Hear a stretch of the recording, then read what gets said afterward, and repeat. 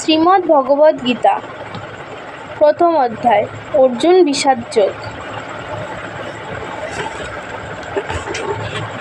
পঞ্চজন্যং ঋষিকেশ দেবদত্তং ধনঞ্জয় পৌণ্ড্রং দদ্মৌ মহাশঙ্খং ভীমকর্মা বৃকোদর। পঞ্চজন্য নামের শঙ্খ শ্রীকৃষ্ণ, অর্জুন দেবদত্ত নামক শঙ্খ এবং ভীমকর্মা ভীম পৌণ্ড্র নামক শঙ্খ বাজাইলেন। অনন্ত বিজয়ং রাজা কুন্তিপুত্র যুধিষ্ঠির নকুল সহদেবশ্চ সুঘোষ মণিপুষ্পকৌ।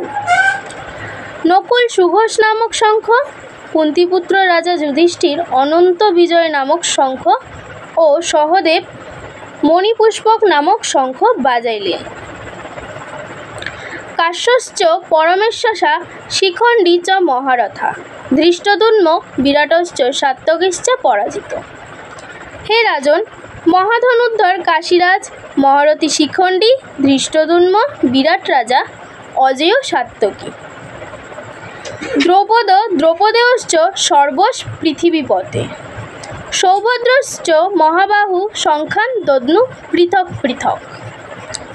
দ্রুপদ দ্রৌপদীর পুত্রগণ মহাবাহু সুভদ্রাপুত্র, ইহারা সকলেই আলাদা আলাদা শঙ্খ বাজাইলেন। সঘোষ ধার্তরাষ্ট্রাণাং হৃদয়ানি বেদারয়ৎ নভশ্চ পৃথিবীঞ্চৈব তুমুলহ ভন্যুনাদায়ন। সেই তুমুল শব্দ আকাশ ও পৃথিবীতে প্রতিধ্বনিত হইয়া ধৃতরাষ্ট্রপুত্রগণ ও তৎপক্ষীয়গণের হৃদয় বিদীর্ণ করিল। অথ ব্যবস্থিতান দৃষ্টাব ধার্তরাষ্ট্রান কপিধ্বজ।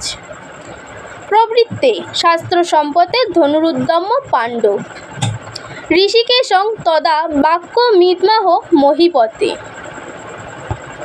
হে রাজন, যুদ্ধোদ্যোগে অবস্থিত ধৃতরাষ্ট্রপক্ষীয়দিগকে দেখিয়া শস্ত্র নিক্ষেপে প্রবৃত্ত কপিধ্বজ অর্জুন শ্রীকৃষ্ণকে ধনু উত্তোলন করিয়া এই কথা বলিয়াছিলেন।